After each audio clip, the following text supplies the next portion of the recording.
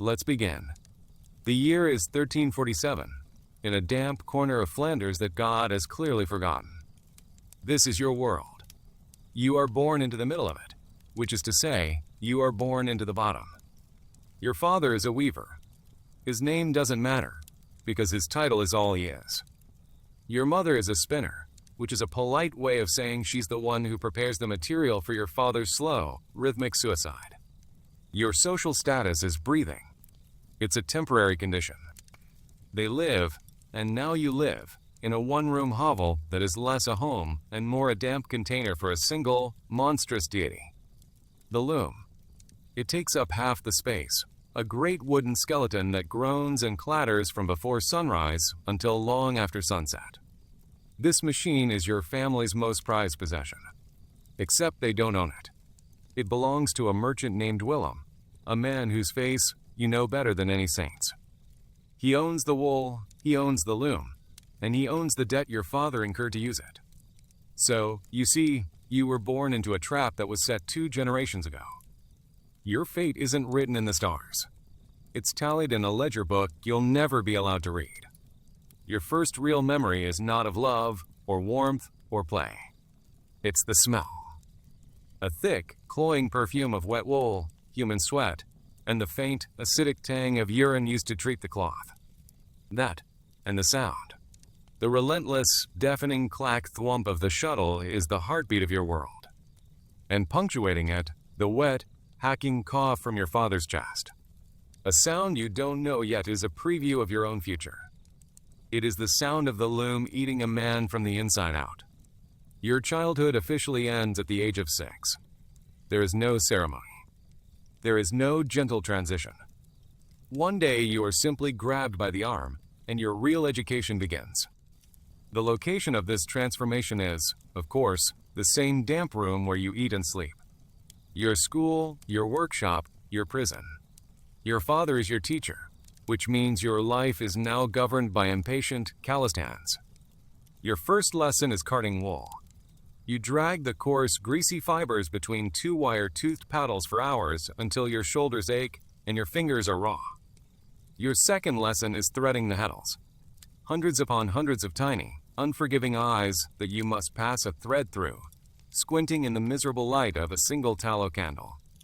Your small fingers, once a useless feature of childhood, are now your primary economic value. Failure is not a learning opportunity.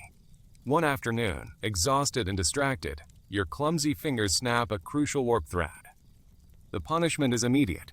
It is not a shout, but a cold, efficient violence.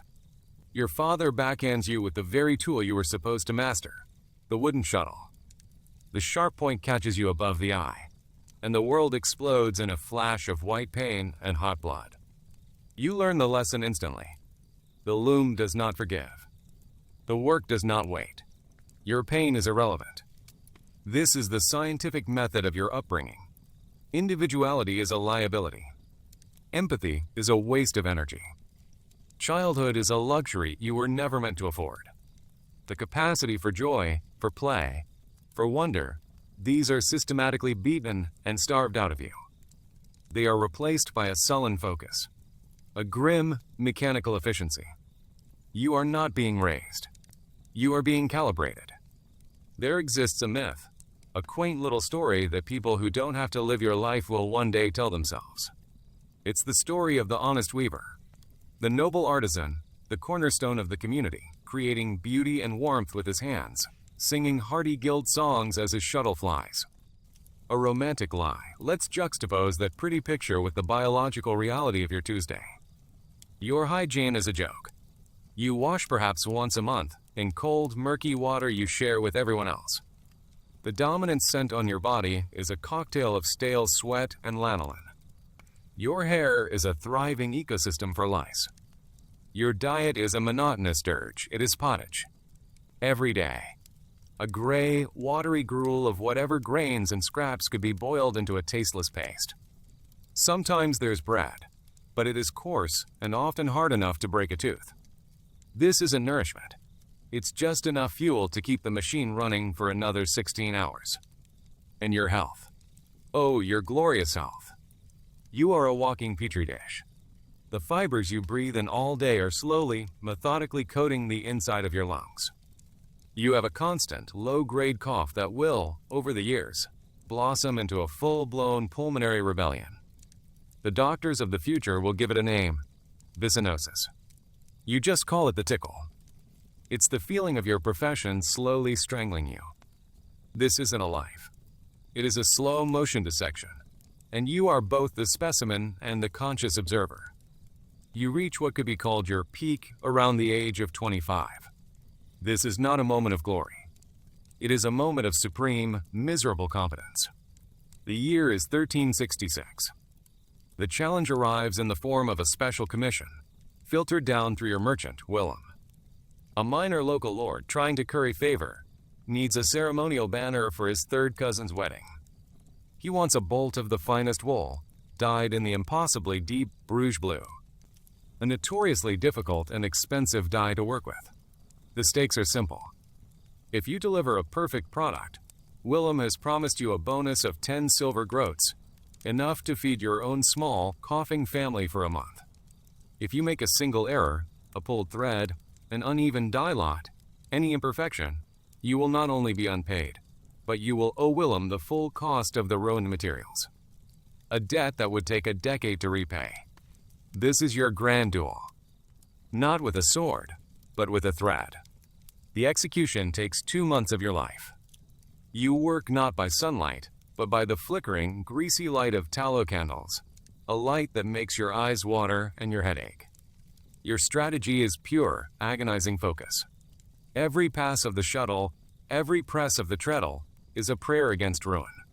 Your back, already permanently curved into a question mark, screams in protest. Your family tiptoes around you, speaking in whispers, knowing that a single distraction could mean disaster. The climax is not a roar of victory, but a quiet, tense moment of inspection. Willem arrives, his face a mask of predatory skepticism. He unrolls the bolt of cloth, the blue so deep it seems to drink the light. He holds it up. He squints.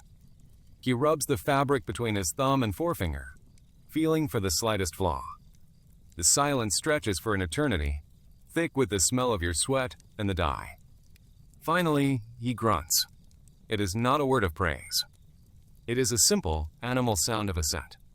He counts out the groats onto the table, his eyes never meeting yours. The transaction is complete. You have succeeded. Your reputation as a reliable, if wretched, weaver is cemented. This is the single greatest achievement of your entire existence. And it feels like nothing at all. Your days are a testament to the soul-crushing power of routine. You wake in the dark, the cold floorboards a shock to your system. The loom is already waiting.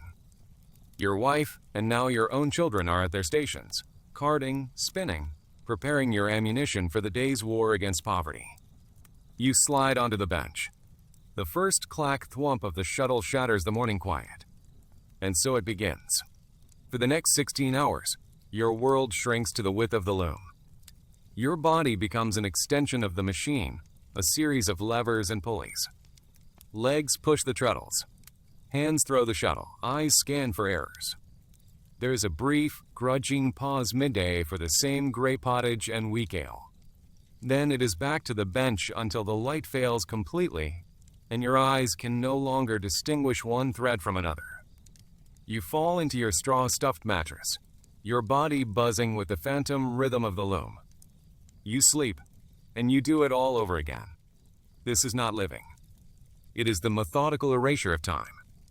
Society, which drapes itself in the very cloth you create, holds you in utter contempt. You are a necessary filth. One evening, flush with a few extra pennies, you dare to enter the main room of the local tavern. The cheerful noise of merchants and landed farmers dies instantly. All eyes turn to you. They don't see a man. They see a walking embodiment of toil and grime. You smell of the process, of sheep and sweat and chemicals they don't want to think about. The innkeeper gestures curtly with his thumb towards a back room, where the lepers and the beggars and the other untouchables are permitted to drink. You serve them all, yet you cannot sit among them. This is reinforced by the unwritten laws of your existence. The Merchants Guild sets the prices. They dictate the standards. A knot too large, a weave too loose, a slight discoloration, all are grounds for fines that chip away at your pathetic earnings. You are a free man in name only. In reality, you are a piece worker in a system designed to keep you perpetually on the edge of ruin. And now, the most vicious part of the cycle begins. Your own son has reached the age of 6. He has your eyes, and you must be the one to do it. You must take him to the loom, put the carders in his small hands, and begin the process of killing the child to build the tool. You see the same flicker of light in his eyes that you vaguely remember in your own. And you know it is your job, your grim duty as a father, to extinguish it. You are now forging the next link in the chain. The breaking point, when it comes, is not dramatic. It is pathetic. It is mundane. The year is 1378. Willem has a rush order, a massive consignment of undyed woolens destined for the markets in Genoa. The deadline is impossible.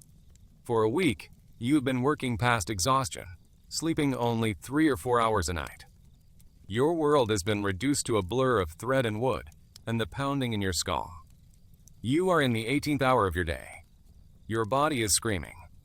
Your mind is a thick fog.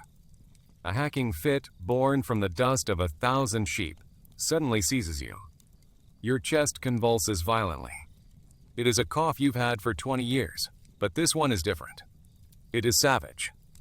Your vision blurs for a critical second. Your right hand, which should be catching the shuttle, misses. Your left foot, operating on pure muscle memory, presses the treadle. The beater, a heavy wooden frame with a reed comb, swings forward with bone-jarring force. Your errant right hand is directly in its path. There is a sound, a wet, sickening crunch of bone and sinew. It is not a loud sound, but it is louder than anything you have ever heard. An explosion of impossible, white-hot pain erupts from your hand, racing up your arm. You look down. Your fingers are a mangled, bloody ruin, twisted at unnatural angles, the bones protruding through the skin. The shuttle lies on the floor, still threaded. The loom is silent. You stare at your hand, this thing that was once the source of your entire identity, your only worth. And you understand in that one silent, horrifying moment, it's over. You can never weave again. The machine has finally taken its piece of you, and in doing so, it has taken everything. The physical pain is immense, but it is nothing compared to the psychological rot that sets in. The silence in your hovel is your new tormentor. For your entire life, the rhythm of the loom was the rhythm of your existence. Now, its absence is a constant, screaming void. In its place, your mind supplies its own ghosts. You wake up sweating in the dark, your mangled hand throbbing with a phantom ache, the phantom clack thwump echoing in your skull. You have flashbacks not of battle, but of that single, stupid, clumsy moment. The sight of your own shattered bones. The look on Willem's face when he came to repossess the loom, a look not of pity, but of mild irritation, as if disposing of a broken tool. Paranoia becomes your new companion. When you walk through the village, your hand wrapped in filthy rags, every glance feels like an accusation. The whispers of the other villagers are daggers. Useless now, isn't he? Another mouth to feed. Broke himself, the fool. You need an anesthetic for this new, internal pain. You find it at the bottom of a mug. The ale is cheap, sour, and weak, but if you drink enough of it, it can blur the edges of your failure. It can quiet the phantom loom for a few blessed hours. Your new trade is begging for scraps and pennies to afford the next mug. Your wife's eyes, once merely tired, are now filled with a weary contempt. Your children watch you, their fear of your fatherly authority replaced by a confusing pity. One night, deep in your cups, you stumble home and find there is no food. The rage of your own impotence boils over. You scream at your wife, blaming her, blaming the children, blaming the silent, empty space where the loom used to be. You have become what you always feared, a useless, angry ghost haunting the ruins of your own life. Your end does not come with a flourish. There is no final reckoning, no dramatic confrontation. Your story simply fizzles out in a puddle of filth. The final setting is not a battlefield or a king's court. It is a muddy, refuse-strewn alleyway behind the tavern that has become your only church. You've been here for days. The cause of your final, shuddering collapse is not your mangled hand, nor the rot in your lungs. It is a simple, untreated infection. A few nights ago, in a drunken argument over a stolen heel of bread, another wretch like yourself slashed your leg with a rusty knife. It was a pathetic scuffle, forgotten before it was even over. But the filth of the alley got into the wound. Now, a fever rages through your malnourished body. Your final moments are a detached, clinical study in biological failure. You lie shivering in the mud, your mind a feverish soup of disjointed memories. The flash of the shuttle, the deep blue of the cloth, your father's cough, the crunch of your own bones. You are vaguely aware of the rain, of rats rustling nearby. There is no one to hold your hand, which is just as well. There is no one to hear your last words, of which you have none. Your breathing becomes a shallow, ragged affair. A final, wet rattle escapes your chest. And then, nothing. Your heart, a muscle that has beaten in time with a machine for 40 years, finally stops. You are just another piece of garbage in the alley. Directly after your death, nothing happens. You are simply gone. A cart comes the next day to collect the anonymous dead, and your body is tossed in with the others, destined for an unmarked plague pit outside the town walls. You do not get a name. You do not get a prayer. You are a brief, unpleasant task for a man paid to handle the city's waste. Your family, already destitute, grieves your absence for a time, and then the brutal calculus of survival forces them to move on. Your name is forgotten within a generation. Now, let's leap forward 650 years. The world is a place you couldn't possibly imagine. In a quiet, climate-controlled museum in a city you've never heard of, a small crowd gathers around a piece of glass. Behind the glass is a fragment of cloth. It is a stunningly deep, rich blue.